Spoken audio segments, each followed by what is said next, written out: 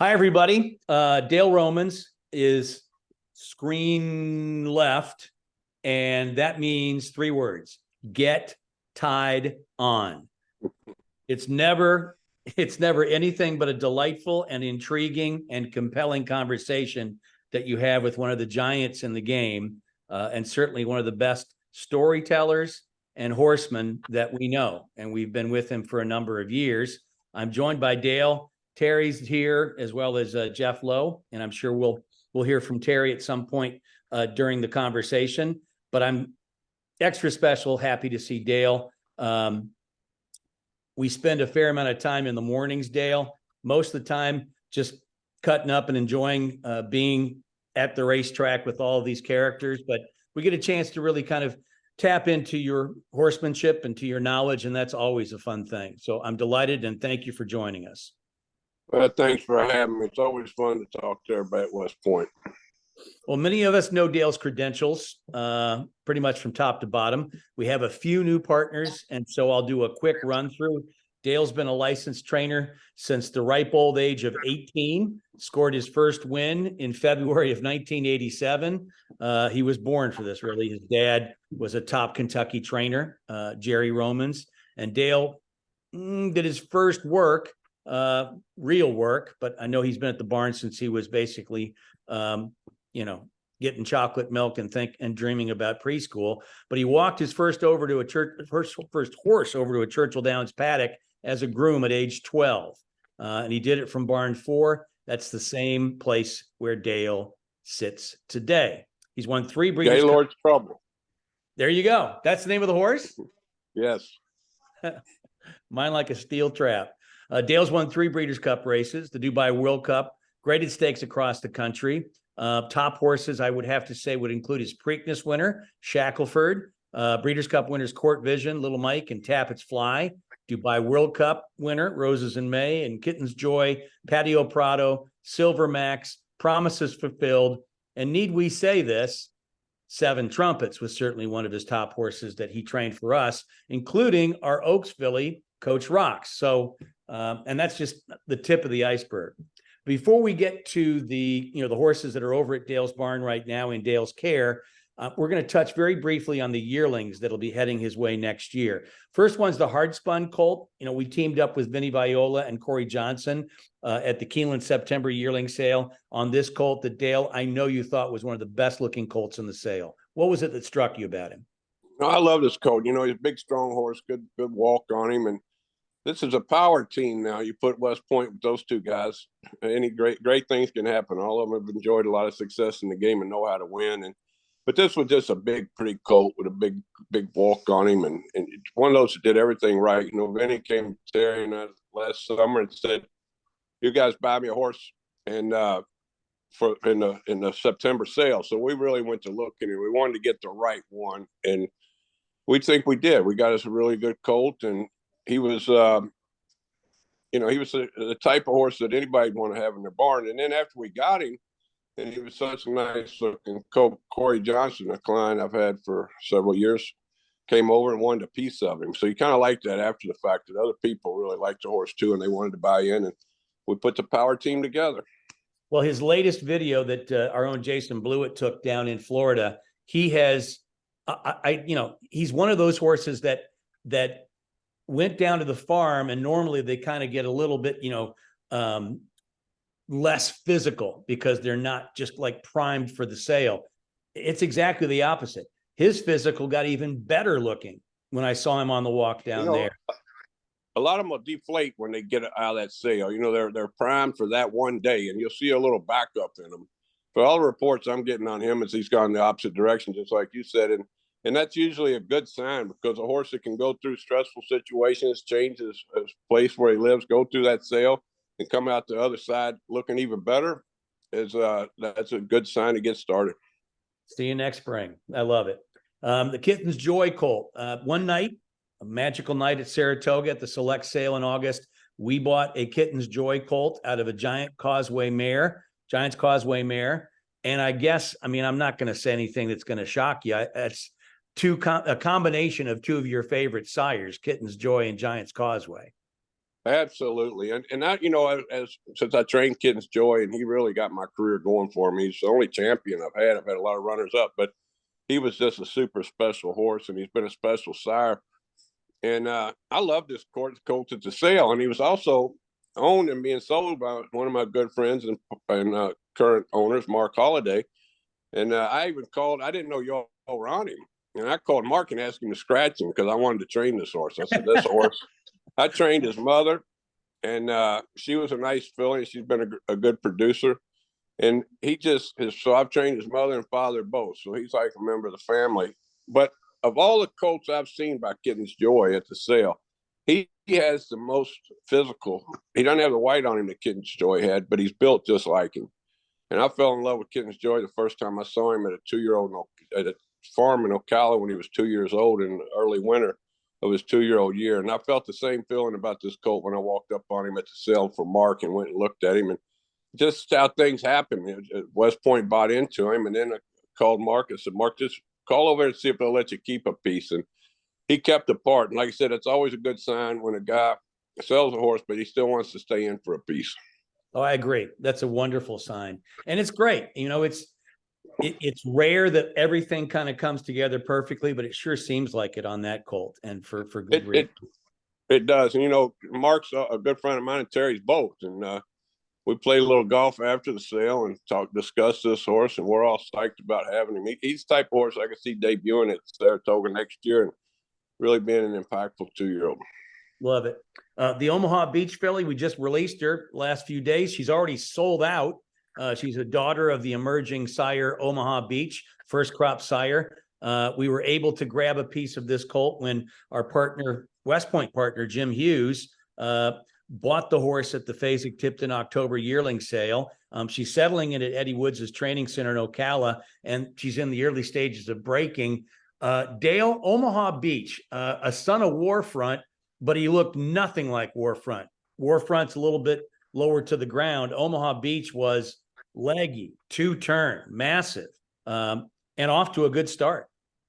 Yeah, Warfront's got a lot of that Danzig look in him, and Omaha Beach didn't.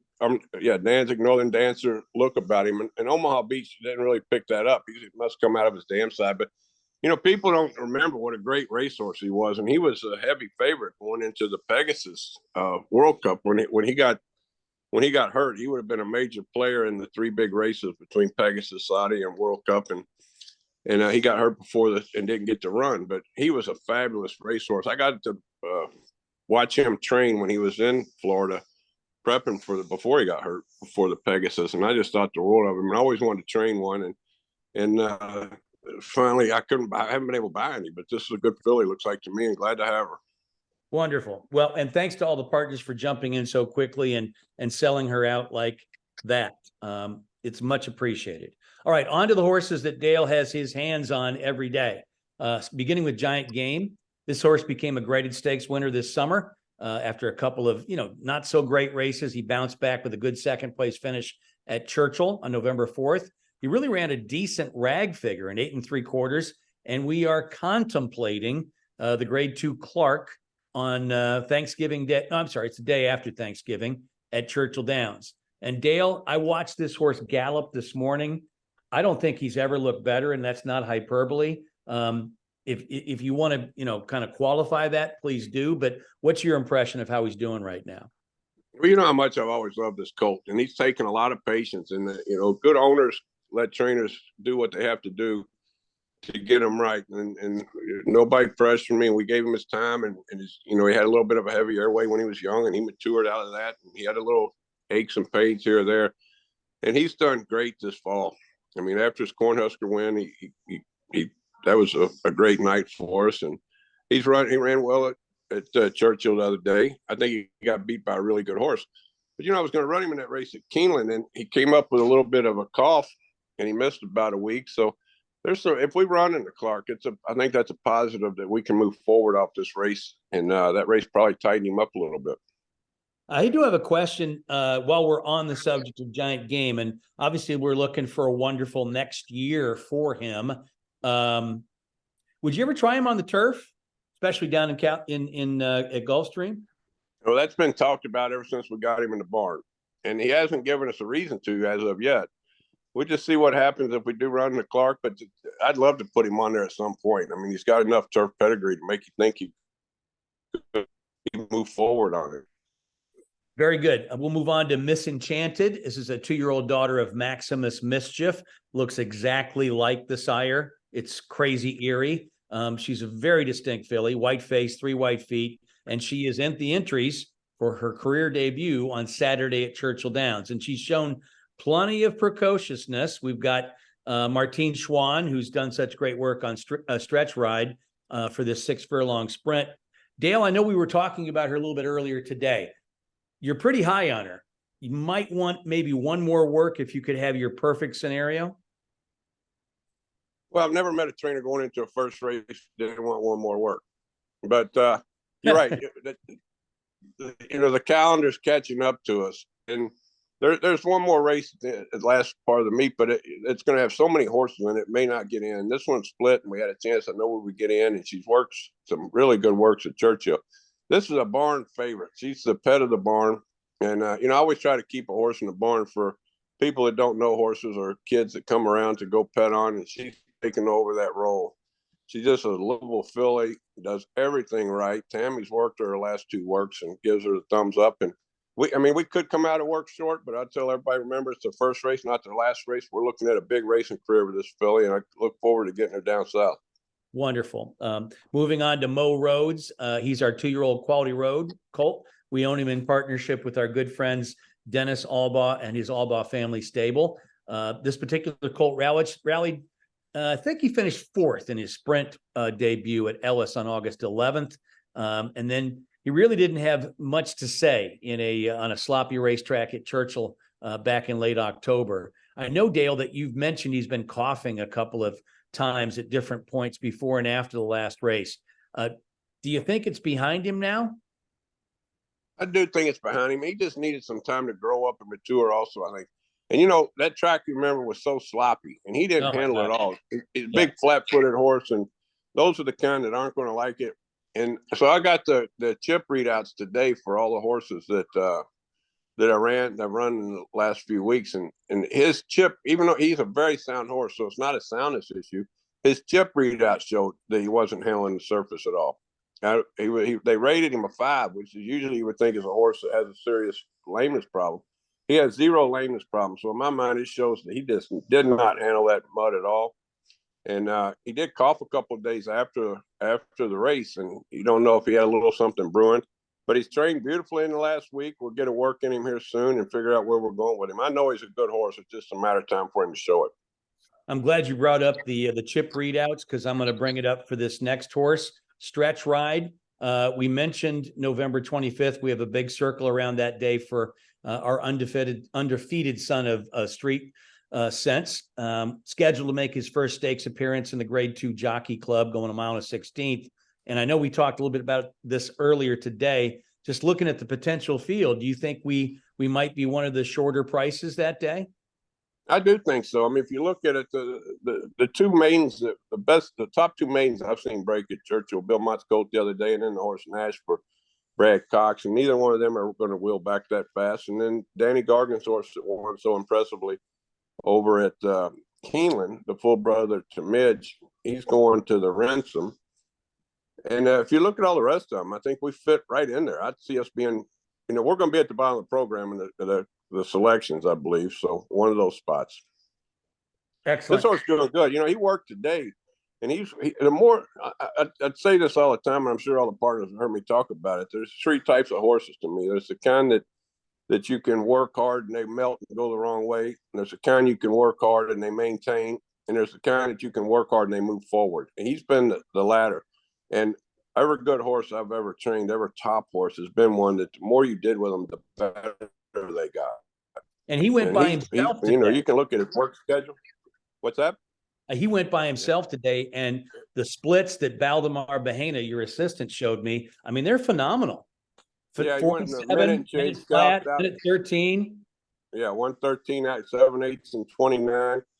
And came back, when we sit in the clocker stand, I like to listen to him walk off to see the recovery time on a horse is so important. if they recover fast. And that's a nice work. You go 7/8 and 29 on a gallop out, and he pulled up in front of us and walked back and couldn't blow out a match. You couldn't tell if he was coming on the track or off the racetrack. This is an exciting little horse, and I think he's got a big future ahead of him. He's only going to get better and better, and I'm glad he's turned out to be a good one, Jeff, because we kind of put our necks on the line. We made a little video going up, picking him up out of quarantine, and it's kind of staked our reputations on what we thought of him, and he's paying us back. It was our first impression. We brought him out, and you and I had a conversation and videotaped it. Silly us, but and did say some really, really nice, glowing things at that point. Turns out he's a pretty nice horse, and that's wonderful. It's great to have a good first impression. He's backed up our opinion. Yeah. The one thing you were talking about chip readouts, which is sort of like that stride analysis that you get from some of the work that's been done there at Churchill Downs. Is it largely just talking about how smoothly they are moving, or is there anything else that you can read into it? Yeah, well, you could read into it surface. It's not liking the surface, and that'll make their stride not smooth. And if you can get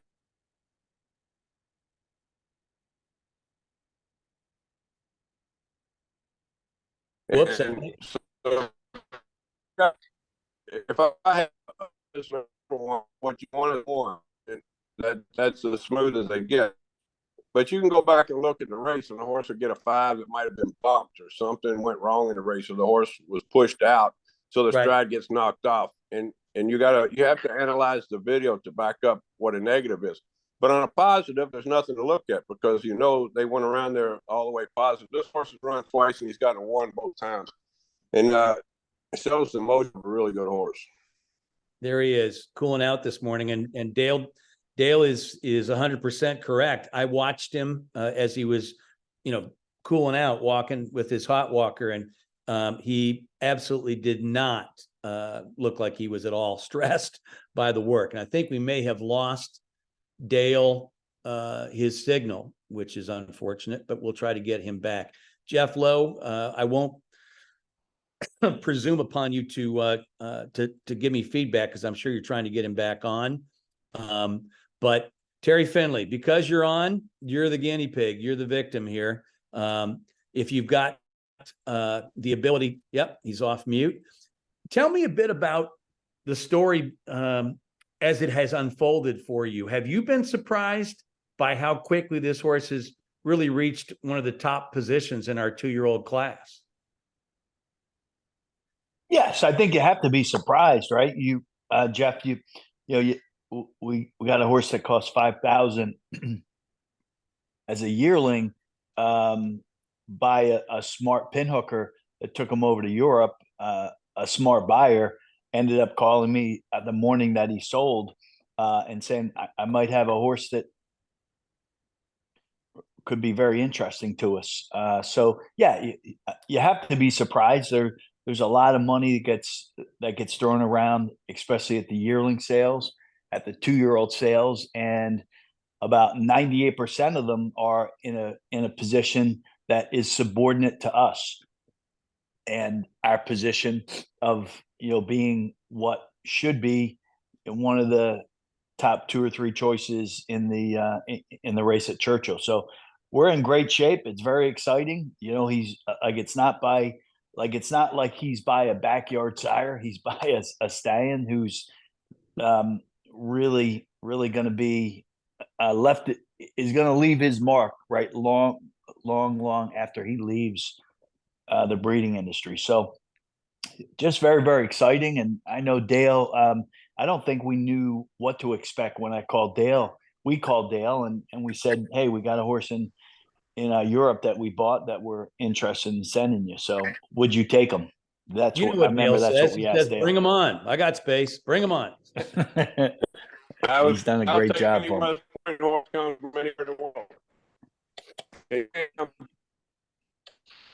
Looks like I think he may be breaking up a little bit. It may be just signal where you are, Dale. Can you hear me okay?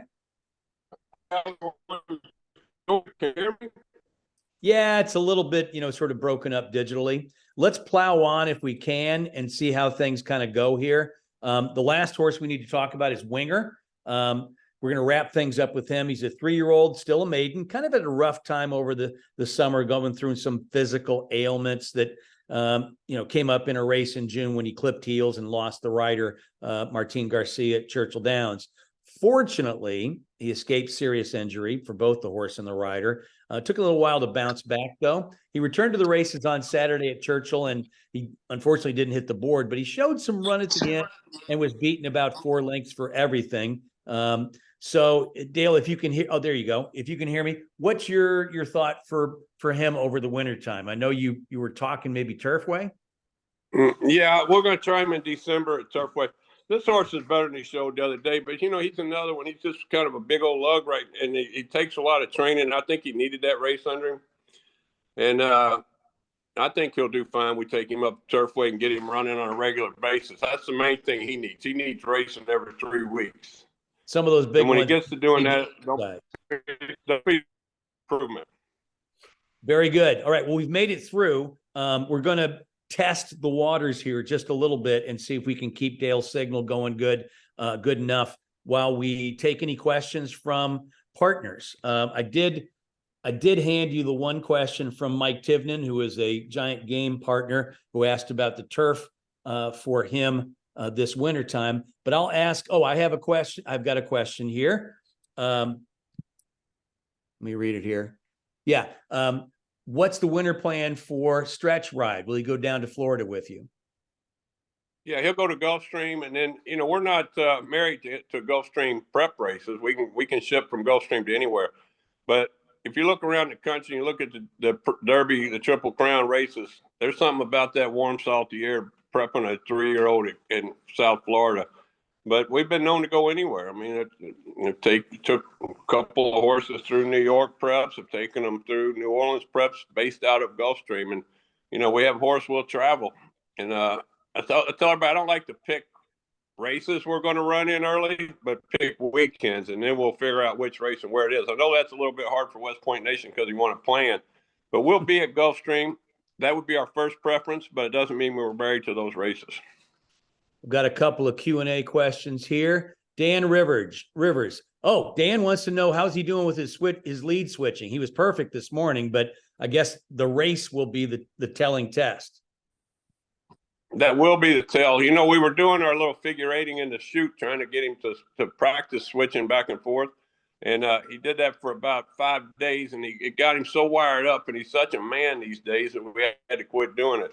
But you're right. He switched leads this morning fine, and he's actually switched leads every time except in that race. And, hopefully that long stretch at Churchill coming off that turn, Martin can get him to swap over and come running. And we're lucky to have Martin riding this horse. I've been preaching about Martin for 3 or 4 years now. He's like a son to me. I brought him over here from Chile, and he's lived in my house twice. And he's just such a good kid. And he's finally getting recognition. I think he's won like 5 out of 10 races at Churchill this meet. And he's starting to turn some heads, and I'm predicting he's the next Irad Ortiz. Will he go down to South Florida? Dale, do you know? He's going to go to Oakland, but when I call, he better show up, and he will. Dan Murphy. Dale, I forgot to ask you earlier today, when will you physically be down in Florida? I'm going to try to get down there as quick as I can right after this meet ends. So be there by the 1st of December. I mean, one of my problem is my little sidekick, Tammy, is on jury duty. So hopefully this case gets over quick and we get out of town.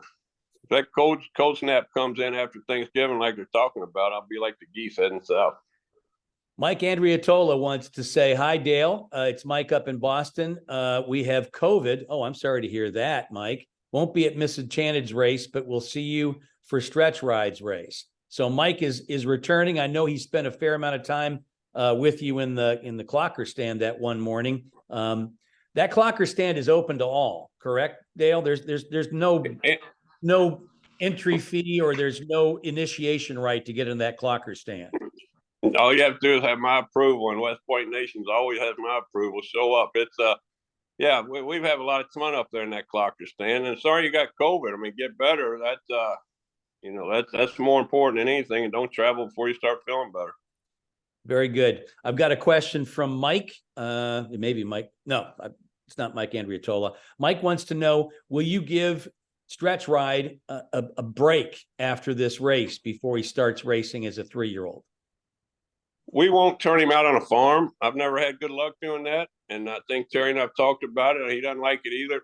We usually keep him in the barn, and what we'll do is we'll just back way off of him. We won't work as much, and we'll light gallop and jog and keep him going, especially a horse like him. This is nobody's pet. He's a tough horse, and he's full of energy. He's a high energy horse, and he needs to keep doing something all the time, keep his mind on business. And so what we do is we'll ship him down to Florida early, get him down there. We'll probably walk him maybe a week if he'll let me, if we can hold him on the ground, get him back jogging for a week or two and galloping, and then we'll start working. We'll lay out a plan. Terry and I'll sit down and lay out a plan for getting him to the Derby, and we'll figure out when to start cranking him up. But we will back off of. Usually see a lot of physical changes in horses during the winter. You know, about this time until they start running those Derby preps, you can almost see them grow and get bigger. I don't know what it is, if it's, you know, their breeding season in nature or what it is. This time of year, they just start to blow up and get bigger and better. The good ones do anyway. And we've already seen a change in Jeff since he got here. I mean, he's got to be 200 pounds heavier, more muscle than he had when he came off that plane from Europe. And I know he's got room to grow. He definitely has. He does. He just keeps moving forward, and he's got a lot of room to improve. Richard Alker wants to know, are you open to some South Florida golf when you're down there? Like, is the Pope Argentine? Which the answer is yes. We'll play. Yes, anytime. I'll play around the golf with a good course anytime. We can play a bad course. We can go play putt-putt. I don't care. We just go have some fun while we're down there. Let's see. That may have exhausted all the questions. It's not surprising because Dale is one of those guys who makes friends easily and is very approachable, that you've got partners that are asking questions that are not necessarily race-related questions. I did want to ask you myself, Dale, because I know you were doing a telephone interview with one of your good friends, a former Louisville basketball star who now has a radio show, to talk a bit about just, you know, the recent, I think there was a recent 60 Minutes piece, and in general, sort of the best foot forward that the game can bring. You're more philosophical than the average bear. I know you can keep it to probably a minute or two. Yeah, this is politically a tough thing to do. I thought they did 6 minutes, did a terrible job. I don't think they let us represent ourselves nearly as well as we should have or could have. You know, they asked Lisa one question and it was it. They talked about 25 people. A lot of them weren't even in the thoroughbred business that were arrested. And, you know, there's what, 4,000, 5,000 licensed trainers. So they got 20, they got caught, the cheaters. This game is 99.9% clean. Now we need to clean up the rest of it. And I think Heisa coming along and Lisa is the right person to do it. We're going the right direction. But you all can sleep well at night knowing there's nothing in a West Point horse that's going wrong or it's going to do. My father taught me way too early, this is too small a world to get in any trouble. And once you're out, you never get back in. Your reputation is all you have. But the game, 99% of the people in this game are just people who love animals and they're trying to do the best they can with what they got. And once they clean up and cut out that small fragment that are bad and are always trying to take. And anytime you put money up and prestige, greed sets in. But they all get caught. They always will. Those two guys were just bad guys. I'd like to have the money that they beat me with hopped horses. And, no lies. Yeah, so I feel comfortable about the game. It's going forward. It's in good hands. I'm a big fan of Lisa's. I wish they'd let her talk more. They asked her one question and basically didn't even get a good chance to answer that. So no, I'm glad you don't anybody worry about this game. It's the oldest sport in America, and it's got good people trying to get it cleaned up and straightened out. So baseball went through it, football went through it, cycling's gone through it, and they all came out better on the other side. I do have a follow-up question from Steve. He says, do you have Derby fever yet? Let me kind of rephrase that a little bit. And Steve, forgive me on this.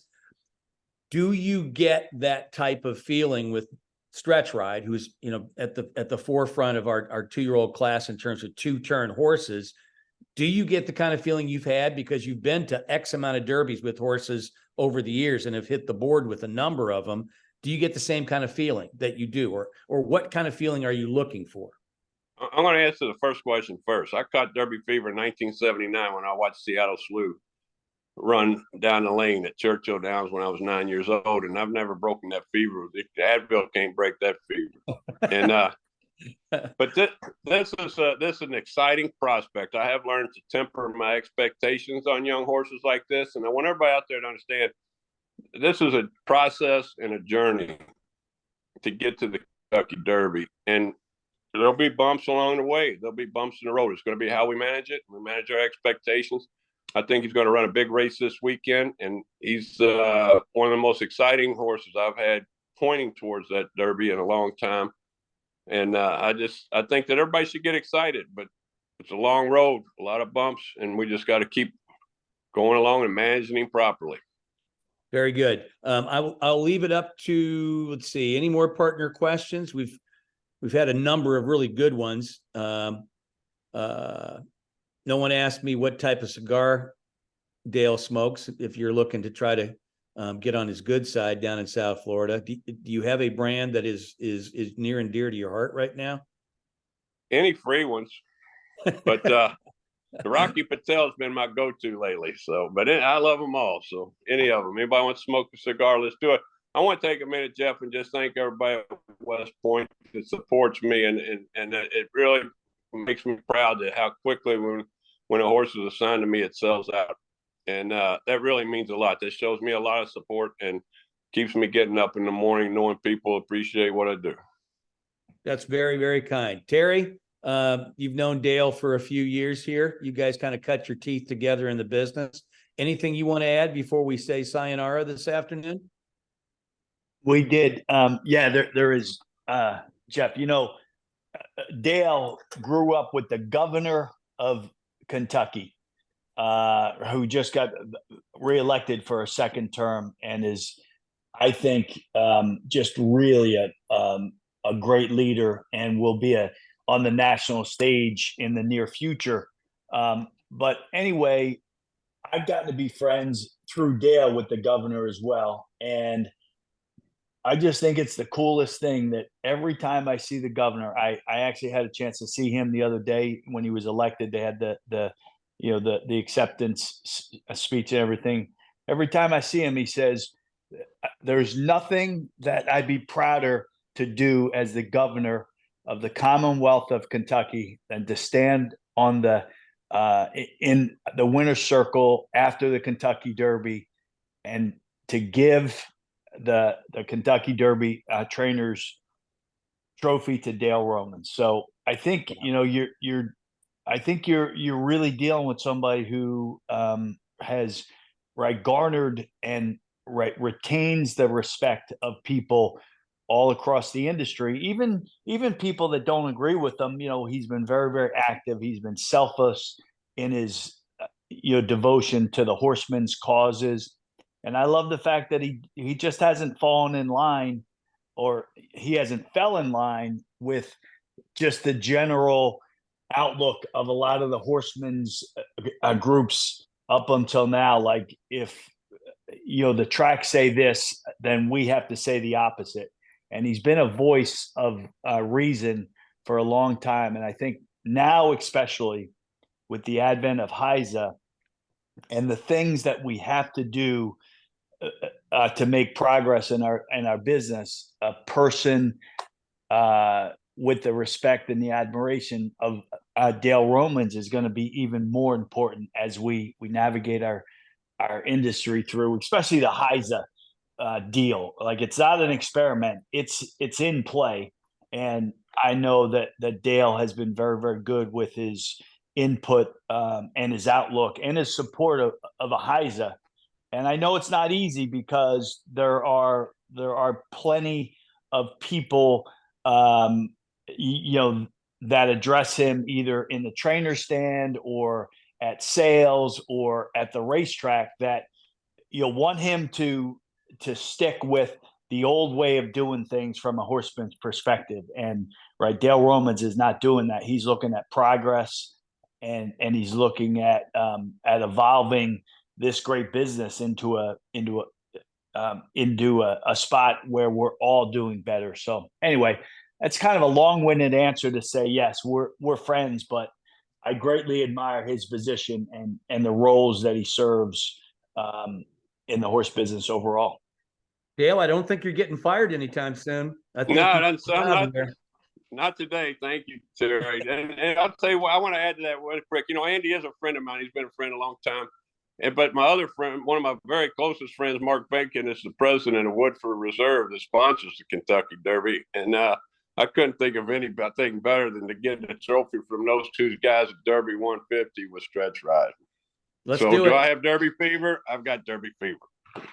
With that, and that's a good way to end. We want to thank Dale and Terry and all the partners for joining us this afternoon, and for Jeff Lowe to work his magic on the technical side of things. Dale, have a great rest of the afternoon. You too, Terry. To all the partners, thanks for joining us, and we'll see you next week for another Tuesdays at 2. See you, fellas.